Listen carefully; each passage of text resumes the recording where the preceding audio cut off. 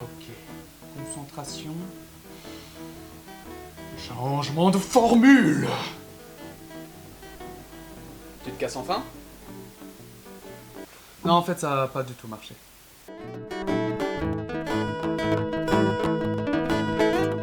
Salut tout le monde, c'est Darchi et aujourd'hui sortez votre courage et votre âme d'enfant car nous allons parler de Seul, de Bruno Gazzotti et Fabien Wellman. Eh mais attends, je les connais.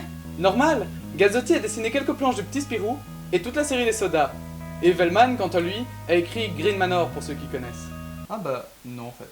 Bon, revenons-en à Seul. La BD étant extrêmement connue, j'ai trouvé des tonnes d'infos qui m'auraient permis de faire une émission de moins 1 heure. Mais pourquoi tu le fais? Mais comme le but est principalement de la présenter brièvement pour ceux qui ne la connaissent pas, j'ai fait une sélection des plus importantes. Alors cesse de faire monter notre impatience et entrons dans le vif du sujet.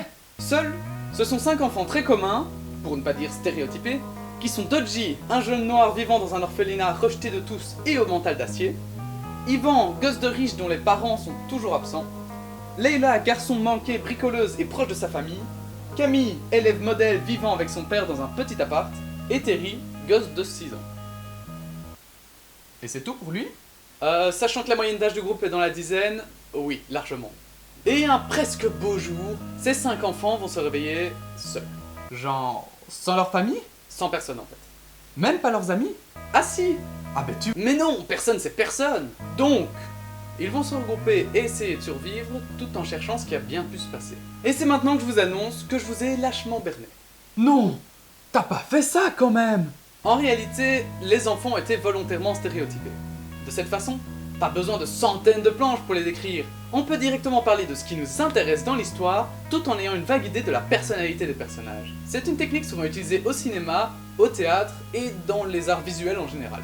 Bien entendu, l'originalité de ceux-ci résidera dans la manière dont on utilisera ces stéréotypes. Et c'est pour ça que Wellman insiste lors des interviews.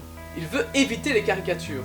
Bah ouais, sinon ça ressemble au mauvais film dont parle par exemple Karim Debache. Surtout que ces enfants représentent notre société aux yeux de Wellman, donc ils pouvaient pas se planter. Tiens mais j'y pense. Cette BD est fantastique. Ne tenterais-tu pas de te racheter à cause de Maudit Mardi qui n'était qu'à moitié? Je ne pouvais pas vous laisser comme ça. L'amour pour ton public ne cessera de m'émouvoir. On a donc ici du fantastique pur et la dose de suspense qui va avec. Mais ce qui est intéressant, c'est que selon les auteurs, les enfants y voient un suspense différent des adultes. Je m'explique. Dans la série, les héros étant livrés à eux-mêmes oscillent constamment entre la peur et l'amusement. Du coup, les jeunes lecteurs sont plus intéressés par le comportement et les réactions des héros, alors que les adultes sont plus attirés par la situation en elle-même. Le fantasme d'un monde d'enfants insouciants contre l'obsession rationnelle de vouloir tout comprendre.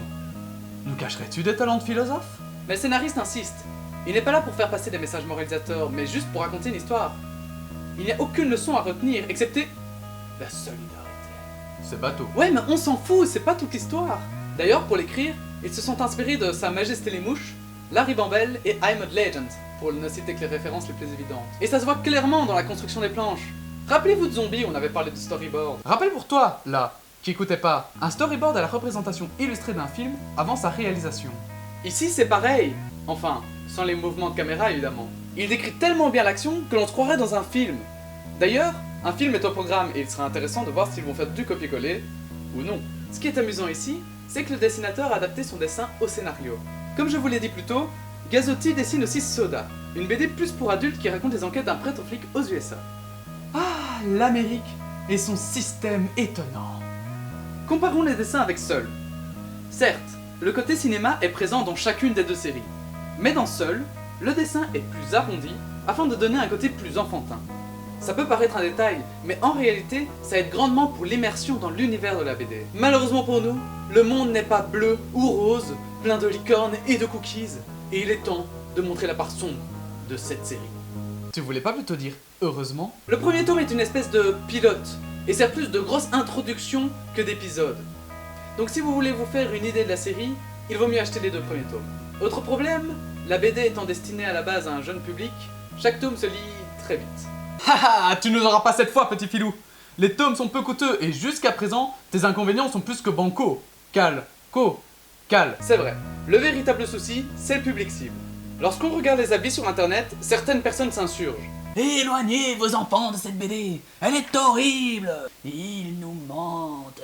Mais que fait la police? Et même si certains exagèrent un tout petit peu, ils n'ont pas tout à fait tort. En effet, cette BD est quand même assez violente parce que, malgré tout ce qu'on pense, les enfants peuvent être vraiment cruels entre eux. Il est de plus intéressant de comparer les réactions entre ces personnages et ceux des films post-apocalyptiques, des adultes dans la même situation. Donc, la question de savoir si la BD est appropriée pour les enfants se pose réellement. À ça, les auteurs répondent que les enfants ne sont pas aussi naïfs qu'on ne le pense. Il suffit de voir ce qu'ils regardent à la télé. Et qu'on peut leur parler de sujets sérieux sans les prendre pour des cons. Et pour ça, ils ont totalement raison. Mais la véritable question qui se pose, c'est l'ont-ils bien fait? Selon moi, ils sont à la limite, ils jouent avec les limites, mais ils ne l'ont pas dépassé. Mais au final, ce sera à vous de juger. Et voilà, cet épisode est maintenant terminé. Une dernière petite info avant de vous quitter. Le 9ème tome sort début de cette année scolaire, donc c'est peut-être l'occasion de commencer. Sur ce, je vous dis à bientôt pour un nouvel épisode. Auf Wiedersehen les amis!